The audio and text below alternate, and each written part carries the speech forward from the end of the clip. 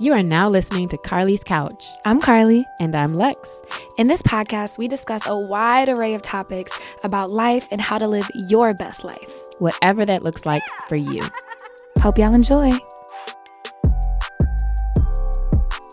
We often hear the phrase, fake it till you make it. And this week on Carlie's Couch, we discuss if you should. That's right. Happy Monday or whatever day it is, as Carlie says. Sorry, I took your line. That's fine. Hey, y'all. Hey, y'all. Happy Monday or whatever day it is. How you doing, Lex? Exactly. So how you doing? Oh, we should do it. Nah, because you probably going to roast me. That. Yeah, for sure. Me. We absolutely, we talked about do it. A roll roast. Nah, because people going to be mad after that. We're going to do that at the top of the year. Like the last episode of the podcast. Yeah, because she going to be over here like. Straight face, like the little emoji. Happy, I don't know. Hey, y'all. Hey, y'all. So, did y'all know that we celebrated 5 years of the podcast this year? Did you know? I didn't know. Yeah. This year? In September, I think 18th or 19th was the first episode 5 years ago in 2018. Oh, shoot. 2018 is 5 years ago. Yes. It's 2023. I didn't realize I lived in LA that long. Yeah. Okay. So, shout out to us. But we've been talking about merch and doing things. And if you've been watching the episodes, you've seen us with our cute little mugs. Yeah. I'm sipping out of Carlie. You can too if you go to carliescouch.bigcartel.com. Or you can sip out of both of us. Take us home with you. Yeah, we made characters for mugs for Carlie, one for me, and one with both of us on there. So get all three. If you use the code on the couch, you can get all three for a discount. Much cheaper than just getting each one separately. So check that out. Get a mug. Post it on Instagram so we can see. Tag us. And thank you, because y'all know it's not cheap doing anything. But this isn't too bad. But, it can help us with some Adobe, some editing, all kind of things. So thanks in advance. Some revamping the logo, all the stuff, that updating our pictures. Because if you've looked at our website lately, we looking about 5 years ago. Yeah. So, Yeah. So we appreciate y'all. Limited edition. We won't have these forever, so grab them while you can. carliescouch.bigcartel.com. Yes. And now to get into this week's question from the couch, we asked our listeners to name one of your favorite moments this year. And we got some pretty cool answers. I think it's so interesting because a lot of people said that their favorite moments were to celebrate somebody else. And I think that's actually kind of fair. Sometimes to see other people win and to be there and present or to know their story is really cool. So that's pretty awesome. So to that, one of the first ones was watching my cousin perform in a Broadway musical, which is awesome. And then I went to go see Usher a couple weeks ago with a friend whose cousin danced in Usher's show. And she just the whole time was beaming, because she was so excited to see her little cousin grow up and, pursue her dreams and do so on such a large stage. Yeah, that's pretty cool. And is that your favorite moment, though? No, that was her favorite moment. Because actually, now that you said that, I'm like, that is one of the top ones. Going to Usher show is pretty cool. It was fun. We had another one that said leg pressing over 600 pounds for the first time. That's great. Another, moving from Georgia to Chicago. That's a huge accomplishment just to be able to make any move. So, yeah, kudos it's to you. It's the kind of me. Yeah, shout out to you. Another one is getting initiative to help the homeless finally get off the ground. So shout out to you.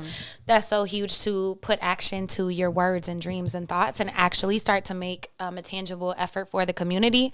And then becoming a VP, and I'm assuming of a company, but shout out to you. Yeah, getting a promotion, I believe. Courtside for Aces Liberty game, so enjoying events like that. I know, that was fire. Another one, seeing sisters graduate from high school and middle school. Congratulations to them. Presenting at a convention, that's huge. Shout out to you. Growing your brand, yourself, and speaking in front of all those people. And another one is swimming in the ocean is it Anguilla? How do you say that? Anguilla? Anguilla? Okay. Okay, we might need to look that up. Yeah, but that's why I was like, dang. Because it's Auntie and Anguilla. Okay, never mind. I'm not going to keep embarrassing myself. Shout out to you. The next one, visiting Ghana, which I hear so many good things about that. Would love to do that one day. And then birth/meeting my son. I had a couple friends give birth this year, and so that was their favorite moment. Shout out to them for making it out alive, because these birth mortality rates are wilding in these streets. Yes, look into the omnibus bill and support that. Please. And then another one, one of my clients from Thrive took morning walks every single day, even when she was in other countries and traveling, even if it was a short walk. But she said that was by far her favorite time of the day, and it felt so good because she made a commitment to herself and stuck to it. Yeah, anything that's like a commitment you've stuck to is also, it just feels good on another level. What would you say is one of your favorite moments this year? Ooh, I'm a keep in that vein, but like keeping my commitment to myself to take care of myself. I feel like it's been a tough year because I lost my mom last year. It's coming up on a full year, and I feel like for the most part I was pretty consistent in taking care of myself. So shout out to me. That's good. I wish I had kept up with what I used to do of like at least writing down or collecting like the moments that felt good, because I hate that at the end of the year now it's like, what happened this year? And then I know this is something just very recent from like September, October. But I would say to the studio time and that weekend that we got to spend with Tatiana Lee, who's releasing her new album, Christmas album right now, was really, really fun. It was so cool to be in like a totally different environment and a space, and all the people who were participating and musicians and recording. It was just really cool to be a part of the process. So that was so, so fun. And I'm sure there was some other, like going to Tahiti. Yeah, there's so many things actually. That was really fun too. But I think I need to take a day towards the end of the year and like look back through the year and look at my calendar so I could be like, oh, dang, I did a lot of cool things. As I say, yeah, because I feel like most of the ones I was thinking about outside of self-care were actually like seemingly quote unquote little moments, but with people that I love, like cooking something new with them or exploring a place and stuff. And those are so special. Didn't you go to Singapore this year? I did go to Singapore. Singapore was fire. Spent time with my dad. But that's the thing is, so like I err on the side of excitable. It is a favorite moment, but there's a million of them. That's what I'm saying. I'm very excitable, so I have a lot of favorite moments, and so it's hard for me to pick one. Y'all know I'm not good at that. That's fair. That's fair. Alrighty. Well, think about it. Reflect on the good times you've had this year. There's always something good that you can reach for, that you enjoyed or that you appreciated. And be grateful for that. Thank y'all for sharing. Appreciate y'all answering questions from the couch as always. But to hop into today's episode topic, should we fake it till we make it? Should we, Lexi? Well, not a long answer, but before I just give like an answer to that, I think that faking it till you make it is such an interesting concept, because really I think the question is maybe less of should you fake it till you make it and more of like, well, what are we faking? Because there's quite a few things, and I kind of think it's different depending on things. So like, for example, what about like emotions or like well-being? Do you think that faking being happy or faking being confident, sometimes you'll see like people say like, okay, even if you're feeling bad or whatever, just take a second and just smile, because in that second maybe you'll feel a little something. Like what about emotions, faking them? So we talked about this a few weeks ago about cutting out the middleman to happiness, and sometimes the quickest path to get to where you want to be is to be there. And so meaning finding what you can feel happy about in the moment, not like lying to yourself like toxic positivity, but if you can like reach for that next highest thought or next highest feeling, I do think that is the only way sometimes that we can break these cycles and actually feel those emotions.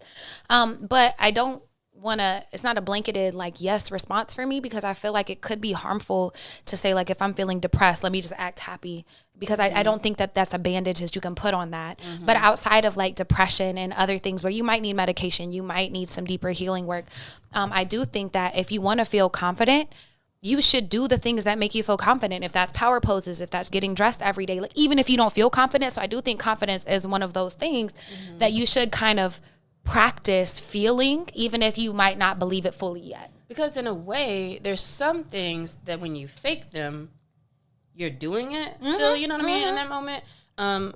So I think confidence is very much one of those. Yeah, and thinking about like Sasha Fierce or having an alter ego, or is sometimes like getting out of your own way. Yes. And maybe it's just sounds kind of to say faking it, but sometimes it's kind of just like getting out of your own way to be like, oh my God, I'm so nervous about this, I'm so whatever. But then you're just like, I got it, I'm incredible, I'm good. And then even just doing that, you're at least presenting it, what you feel maybe in your deepest parts of your soul that is not there, but you're presenting that, and that is what's coming across.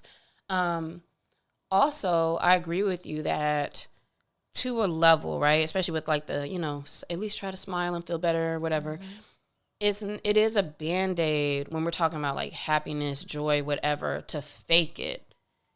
And also, what about certain circumstances? Because this is one thing I was thinking about yesterday, is that in certain circumstances, like let's say in the workplace, where it's like, there may be a little less vulnerability in like those relationships, and B, if your demeanor is at a certain place, that can damage your work and your business. Or like, for example, let's say if I'm somebody who has clients, and if I may be having a terrible day, but if I hop on the Zoom and it's always like, down or whatever. I've worked with people like that before, where sometimes it's like, I don't think people realize like they'll hop on a Zoom every time and be like, oh, I'm so tired, or it's a day, which is fair. A day. Yeah, which is fair. But I kind of like just being like, all right, hey everybody, I hope y'all having a good day. And like, it is performative, and it also kind of keeps certain relationships where they need to be. Like, everybody don't need to know everything. Yes. And I can imagine like for a client too, being like, I don't really, want to work with them, or they're not a likable, don't seem to be that likable. So like, I don't want them speaking for me or whatever, right? Like, and you might be dealing with something for real, but. And I'm going to say this. If you always having a day, it's you, and you should figure that out. Because yes, everybody has days. You might even have seasons where it is every single day and it feels really heavy. Mm-hmm. But if it's like a consistent thing in your Eeyore, like really work on that or figure it out. Because most of the time it is less about it being a day and more about you like that narrative. Because, that is how people just talk. Yeah, people fall into like victim, woe is me, things are always happening to me. Oh my God, if it's not this thing, it's always something else. So if you listen to your verbiage and how you speak about your life, like if it's always something, it's you. And you need to figure out what narratives you're telling yourself and what you're holding on to, because you're only be getting more of that in your life by holding on to it. Mm-hmm. Okay, so here's another context. Faking it till you make it about money. I was going to go there next. I'm so glad you started it. I think that is one of the things that we have to actively change our mindsets on, because a lot of us grew up in lack. A lot of us might have grown up not having things or believing that things are available to us. And if you always carry that around, that will always be your story. So in the case of like faking it till you make it, like what gratitude can you hold in this moment? What abundance can you hold from where you are that feels true to you? So let's say you can't pay your bills and you're struggling. Okay, that's real. That's a very real circumstance. You shouldn't act like it doesn't exist. But if you allow that to be your only part of your narrative, it's just going to get worse. Meaning, instead of being like, oh my God, this always happens, I can't pay for this, and it building up, you can have your moment to process, but then maybe try to think about, but shit, at least I know, at least this time I got some people to help me pay some stuff. I'll be able to pay them back. I believe that, I can make this money. I'm going to work on expanding my, pay this year with my clients, and kind of look at what the things that you can begin to tinker and change and whittle away at that narrative and create something new. Yeah, I think that's really good advice and makes sense for folks who are having certain struggles, and being able to recognize where you are and still have joy through that. But what do you feel about the fake it part? Like let's say I have 20 cents and you see me online and it's like, ooh, I can't wait to buy, I'm buying this, I'm getting that, or I'm living the dream, like to fake it, the faking it part, or the people who was like, maybe they want to make sure they're taking posts where things look lavish and the fake Chanel bag, stuff like that. That's faking it, the lifestyle that they want to. And I think these are two different things. Great differentiation. So I think that that's performative, and I think that whenever you're trying to appear a certain way to other people, that's the issue. Like if you, especially if you ain't got it, like I feel like you should probably work on some deeper things. But for yourself, if you want to like make a list, like that's actually part of Abraham Hicks' things about manifestation, is like making a list of all the things you want to buy. Like if you had $100,000 today, and spending your time actually visualizing like where you want to live and what house you want to live in and what car you want to drive, like spending time for yourself, I think is important. But I actually don't think that we should really be out here stunting if you really ain't got shit to stunt. Like to me, Like, I feel like maybe that's not the thing. You can fake it with yourself. Like, act like you're going to go shopping for a brand new car today, even though you ain't got money. You can go test drive a new car today, even though you ain't got $100,000 to drop on whatever you're trying to drive. But that type of action that makes it feel real versus let me act like I got it so someone else is impressed with me. No, I need you to be impressed with yourself. Like, I need you to start working on that mentality. So faking it for yourself versus faking it for other people. I think you should absolutely maybe fake it for yourself. And then, for example, one of my clients said that her and her husband, they work in marketing and they have for years. So it's like late 90s, early 2000s, maybe they were working in marketing and they really didn't have a lot of money. They weren't really getting paid a lot.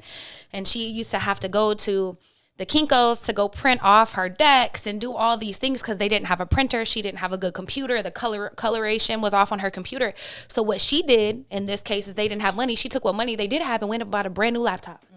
And her husband was like, what are you doing? And she was like, I'm tired of this. Like, no, I deserve to have this laptop. This is only going to help me do what I need to do. And guess what? It worked out. Because there's a difference between lying, just like straight up lying to people. And in that case, it almost sounds like that was an investment in themselves. Yep. Even though technically they didn't have the money, right? Yeah, but also when you think about things, again, going back to the, I have clients example, it does make a difference to open up a brand new laptop in your business meetings or if you're not driving around in like Columbo's car or like it, or even to express. So like, for example, if you're like, dang, I'm low on money. Would I ask a client for an advance or like, you know what I'm saying? Like there's a certain level of, I don't feel like I'm faking it because I'm not necessarily saying, oh yeah, we've got 100 million in our account, blah, blah, blah. But also I am faking it till I make it to the point of, business is great. I'm smiling with my client. Like they don't need to know like, well, this and that, or this person ain't paid me on time and blah, blah, blah, blah. Because then it's like, okay, so are you good at business or not? Which to your point is like, well, then also you do need to be retrospective. And this is what I have to do all the time. Think about like, all right, what do I need to be doing different, better to not be in a situation that I don't feel comfortable sharing with other people. Right. Yeah. But they can look at you differently in that way too. And, or it's like, oh, you're not really doing stuff right or things aren't really going great for you, so I'm good or I'll take my business elsewhere. So there is a level of faking it, I think, that you can get through as far as, you know, everybody doesn't need to know your business. But I'm also not going to take a picture in front of a building and be like, my new office, you know what I mean? Or expansion in 2024. and you allude to like stuff. Or like the picture in front of the PJ where you might not be like, this is my PJ, but it's like, man, business is so good. You know what I mean? Like you're making that allusion to stuff that's not real. And it also kind of stunts you from like actually progressing and getting what you need to get. Because I found too, sometimes, which is weird, like if you show certain things, like sometimes people don't believe you need help or they don't think you need more clients or you can ask for help and it's like, haha, no, you got it. And it's like, no, if I'm asking you about something, I'm really asking you about something. But on the flip side of all this, I do think that presenting well brings more. There's a reason why people, I'll say influencers, like content creators is maybe a better word, that are in fields like finance and other things. They make a lot of content because that does attract more. Like me being at working and showing maybe some behind the scenes of at work and stuff like that, people see like, oh, okay, she's working, whatever. They don't need to know what the line items are, but like, you know what I mean? Like that attracts more too, as opposed to being like, whew, man, struggling to figure this out. And so I don't know if that's necessarily faking it, but there is importance in presentation. I agree with that. And I think that we're coming to maybe the line, like where it's good to fake it till you make it or present a certain way versus like maybe whenever you need to be real with yourself and maybe others, or mainly yourself, fuck everybody else, but mainly yourself, and not do that. So I'll do one on this side. So whenever I was training, my clients never knew. Like whenever I first graduated B school and I was rolling from client, bro, I would be on E to go train them, and then they would pay me, and then I would go to the gas station. But guess what? They never knew. Right. And guess who looked nice when I was there? Yeah. Me, because that is a big thing. I can't be looking like a dust bucket, you know what I'm saying, whenever I'm trying to present a certain way, because there is a lot of aesthetics involved in holistic wellness. As much as I fight it and hate it, it's true. And so that is important to keep up a certain aesthetic. Versus, like, I used to live with this girl who... and nobody knows her, so it's cool. But out here in LA, nobody knows her. It's cool. But she would rent out houses on Airbnb and post and be like, "Oh, my bathtub." And I'm like, "Girl, you couldn't pay rent that much, but you paid $1,200 to rent out this crib for a day to take content that didn't get you any deals. Like, what are you doing?" And I sound aggressive because it's like, bro, you putting other people out. And so I think that there's a line, right? Like where you want to present versus like where you just being fake and lying. Like, what does that look like? Like, I understand, but we lived in a nice apartment complex where you could have made it look like something a little bit different. We could have jazzed it up. Go to a friend's house. All of my holistic pictures are done in my friends' bathrooms, and my friends who have really nice things. I'm like, "Can I use your bathroom for the day? Can I buy you lunch?" Because I don't have it like that right now, and that's fine. Or even like maybe you can just rent out a hotel room for the day on Resort Pass and do that, as opposed to a $1,200 Airbnb when you're not paying your bills. Because in that case too, that really is the work. Like if you are setting up to do, this is your marketing, and then it's like, okay, this is my set, my location, my this, my that, that's different. I really like those examples. Those are really good, because it's like, at what point it's like, you don't feel crazy, like feeling so fake. Like, I think maybe that's what it is. And maybe I know everybody doesn't have the same level of like awareness about feeling crazy saying a thing or doing a thing that is very blatantly like misleading or not true. And so I guess I can't even say like listen to your gut, but like I would feel crazy, like fronting at a certain level is insane. Yeah, I was about to say, I think that in order to manifest and create new narratives and like live the lives that we want to, right? Like they were envisioning, like a healthy level of delusion is necessary, because like I grew up real poor. You know what I'm saying? Like I really shouldn't be here statistically and all these things, but my vision has kind of gotten me here. But I do think that you shouldn't do that. Like, one, if you're like straight up lying to yourself and not doing the work and not trying to get better, or using the lie as a cover instead of trying to grow as a person. But then the other time I think that you actually shouldn't probably fake it till you make it is like, don't lie to clients. Like if you're not a personal trainer, don't say that. Like actually go get the training, go do the work. You can say I'm an aspiring person, or like, oh yeah, I'm a videographer, and then get a big client and then go mess up their entire day. Like don't be out here doing that. Like tell them that you're trying to learn. That'll bite you. So don't do those things.